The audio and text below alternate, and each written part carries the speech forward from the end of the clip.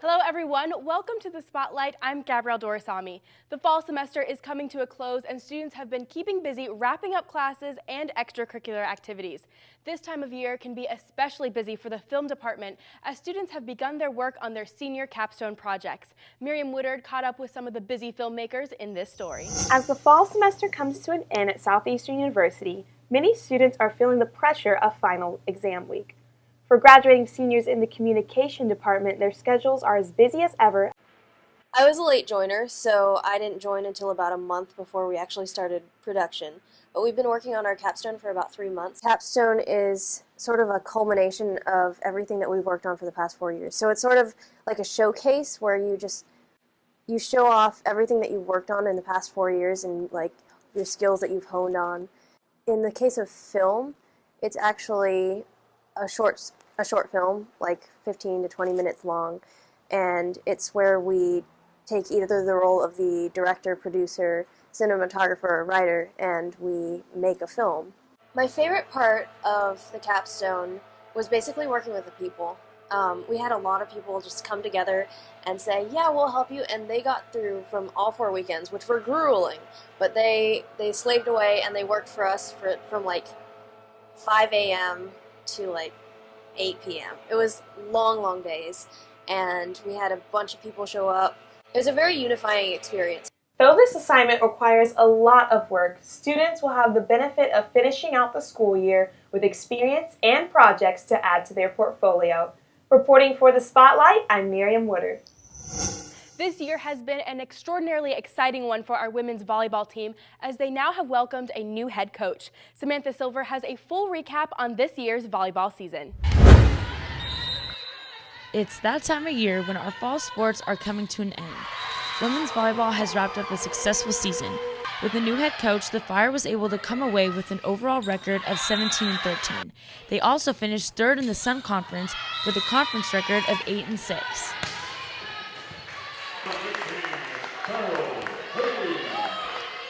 Setter Alyssa Prescott starred in 28 matches. She is also 7th in the conference for assists with 521 under her belt. I spoke with Alyssa to get her take on the season. I mean, at first it was pretty interesting. I know preseason was insane for us because we had like 4 days with testimonies and really getting to know each other, and it was probably like one of the most united teams I've been on. And then throughout the season, we battled so hard against so many different teams. It's like, wow, that team's got talent. Our season just ended up pretty great, especially for, how young of a team, how young of a coach, and just the lack of experience. Building on this year's success, they are working towards even brighter things in the future. It's going to be another story next year, especially when it comes to regionals and nationals. We're definitely making a conference next year, at least into the conference tournament this time, for sure. I think we have bigger dreams. Definitely nationals is in our sights. If not for next year, then for senior year for me. Definitely. That's all for sports. With Spotlight News, I'm Sam Silver. Southeastern offers many opportunities for students to grow academically and spiritually.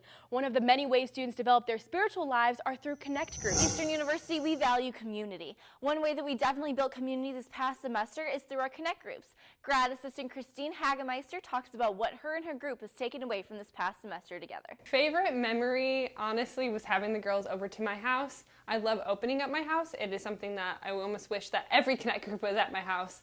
But just for all of us to get together, to have fun, we laughed a lot. We talked about the most random things, but through that randomness, we really connected. Favorite memory was actually when we got together outside of the Connect groups. We got together at our leader's house, and we just had food, we played games, and it was really fun, and we just got to get to know each other on an even deeper level. I enjoyed being able to be in a Connect group with like a lot of different people because we all had really different personalities and we were all really different types of people, but when we all came together, we all got along really well. I would definitely recommend Connect groups to everybody.